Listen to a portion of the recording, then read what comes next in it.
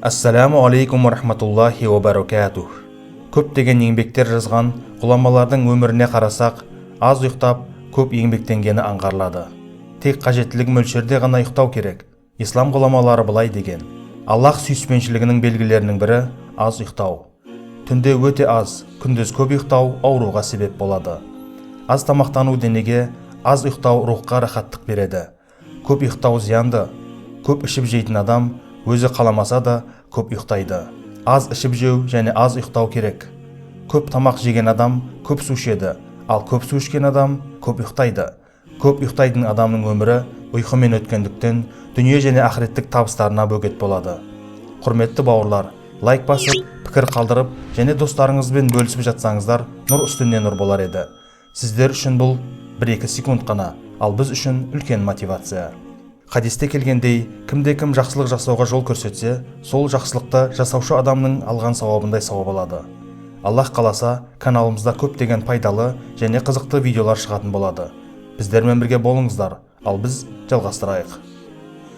Бір хадис шарифте амалдардың қайырлысы уасат, яғни орта шамада болғаны, дін ифрат және тафриттен тұрады делінген.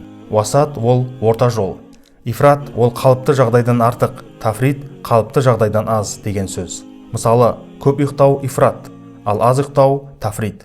Көп ішіп жеу ифрат, ал өте аз жеу тафрит. Ұйқыға берілген адам мақсатына жете алмайды, түнде таратылатын нығметті көре алмайды.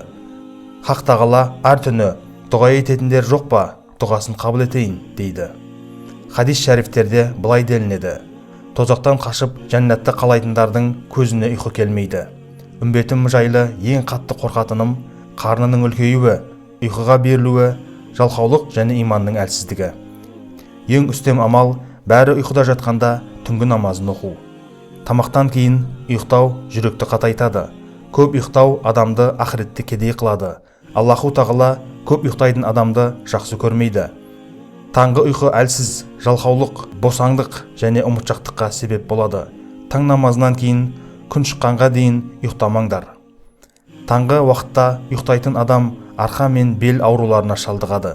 Сәске ұйқысы орынсыз, ал түскі ұйқы пайдалы. Ақшам уақытында ұйықтау ақымақтық. Көп ішіп жейтін және көп ұйықтайтын адамды Аллаху тағала жек көреді.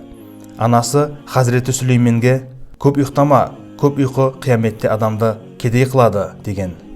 Таңғы ұйқы ризыққа бөгет болады. Хазіреті Фатима анамыз айтып берген: бамдат намазынан соң жаттым.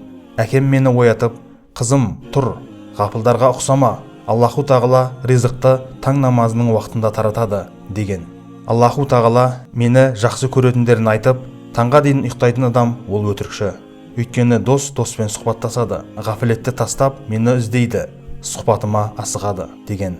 Таңертең оянғанда ерте жатып, ерте тұруға тырысу керек.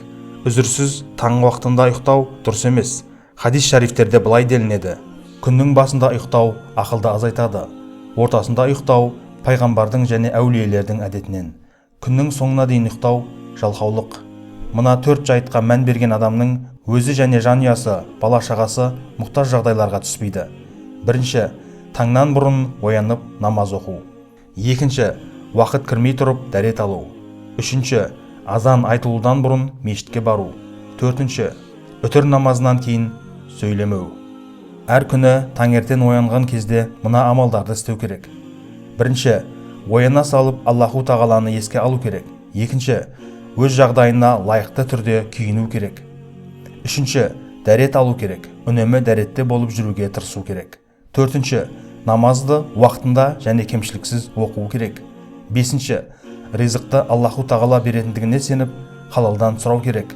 Алтыншы, Аллаху тағаланың жазғанына риза болып, бергеніне қанағат ету керек.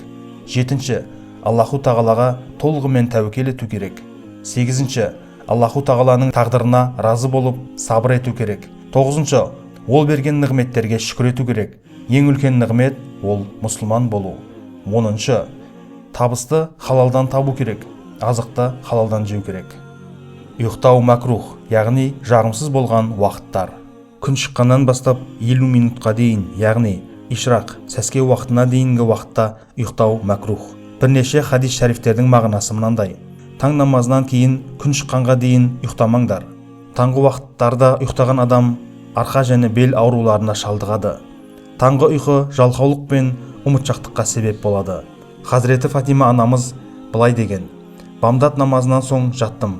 Әкем мені оятып: қызым, тұр, ғафылдарға ұқсама, Аллаху тағала ризықты таң намазының уақытында таратады, деді. Ризықтың таратылуы таң намазынан кейін болады, ал рухани ризықтың таратылуы екінді намазынан кейін болады. Осы екі уақытта ұйықтамауға мән беру керек.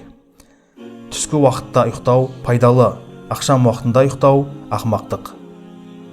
Расулуллах саллаллаху алейхи уассалам құптан намазынан бұрын ұйықтауды дұрыс көрмеген еді.